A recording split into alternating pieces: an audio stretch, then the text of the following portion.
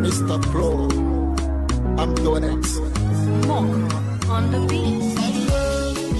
Of course, I'm here with Mr. Kalia. Welcome to the program. Thank you, moderator, for welcoming me, and we also welcome our viewers, friends of Biafra, and Biafrans all over the world. Thank you for joining us. Thank you very much, Mr. Kalagu. So, looking at the army roadblocks in Biafra, Nnamdi Kanu calling on the Nigerian government to remove every roadblock in Biafra, or Biafrans who compel them to do so. So, what is your view here? Yes, my view is that our land is under occupation by the Fulanis. As I have said in several occasions, that the Boko Haram members that were recruited into the Nigerian army are sent down to the Biafran land. If from every 100 meters you see a military checkpoint. These military checkpoints are manned by those Boko Haram members that were recruited and given the Nigerian military fatigue and the guns to go and extort money from our people. There is a record that they have been extorting billions of naira yearly from our people. So our people are suffering.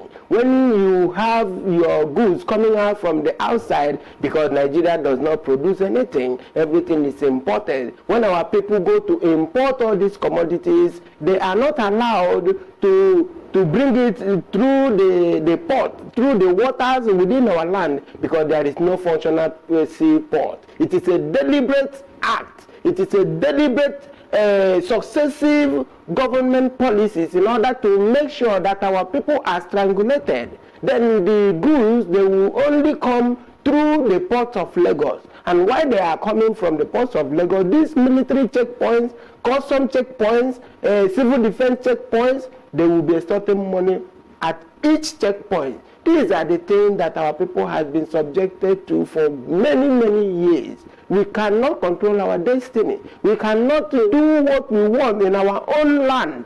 So, the Ohaneze Ndibo, the governors, and the people that have been representing our people, although we know that these people are not representing our interests because they were handpicked by the Fulani Caliphate in order to represent their own interests. So our land is very much under occupation. Yeah, thank you very much, Mr. Kalagu. Yes, we have seen the reasons the leader of the indigenous people of Biafra is calling for the dismantling of Nigerian army roadblocks in Biafra land. And mind you, these roadblocks, they commit a lot of atrocities in those checkpoints, because they always have small rooms whereby they rape our women at those checkpoints. Nigerian armies do that. Yes. Those Nigerian army on those checkpoints, they commit a lot of things. Nigerian army still have such roadblocks in the north. No, there is no roadblock in because the north. Where the Boko Haram is killing people every day. If they are doing this unjustly, or this is their nature.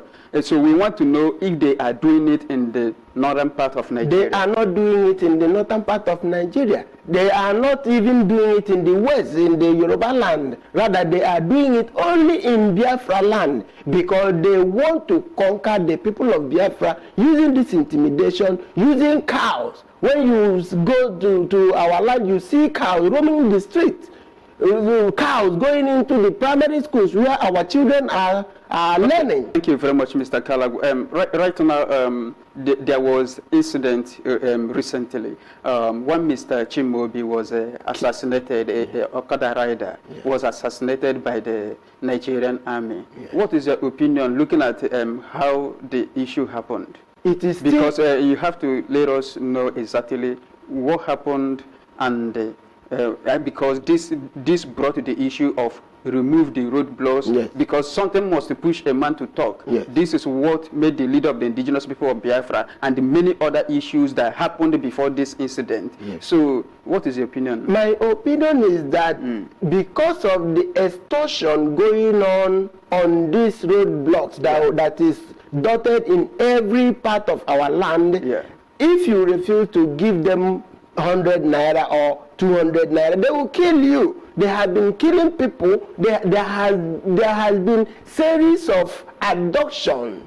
People are missing. By the Nigerian yes, by the Nigerian army. Even the recent one that is a kidnapper that was arrested by the police. You see that the army went and they killed the police people and rescued the kidnapper. That is to tell you that this military are colluding with the bandits and the criminals and the jihadis that is killing people on daily basis in Nigeria. So this is the real issue that is happening, which the media has been paid off by this same Fulani Islamic jihadist government in order to underreport exactly what is going on in our land. And the other day you see a lot of students was killed just 2 days ago in Biafra.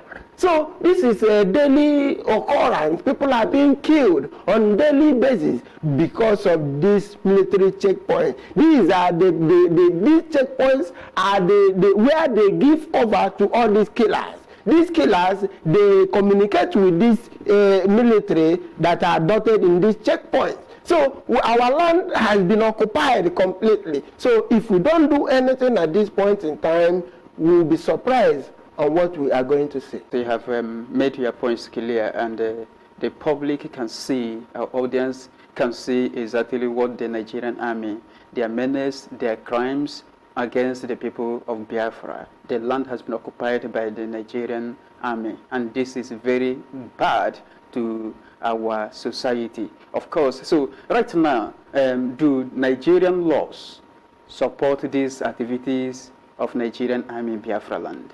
Well, the Nigerian law, although Nigeria is a lawless society, there is no application of laws that is made by the Nigerian state.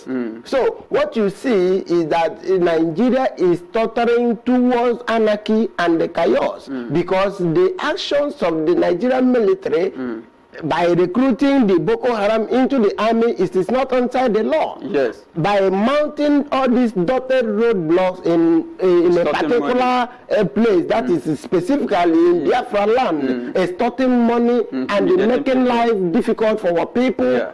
There is nowhere you can find these atrocities inside the law made by the state of Nigeria. So these are things that they do because they are being empowered by the jihadists that have been strategically placed in the control of Nigerian state. Okay, thank you very much. So they do these things with impunity because nobody obeys the law. The Nigerian government itself does not obey the law. The courts will give judgments, release Dasuki, but they will never release him. So you see that the army themselves, they are following what the people at the executive are doing. But what they are doing in Biafra, is it their duty? It is not their duty. It's never their duty. It is never their duty. The duty of the army is to protect the territorial integrity of a state against external aggression. That is the function of a conventional army. Thank you very much. This is very pathetic that Nigerian army is occupying Biafra land, killing everybody, intimidating men and the women, harassing everybody, making life difficult for Biafran people.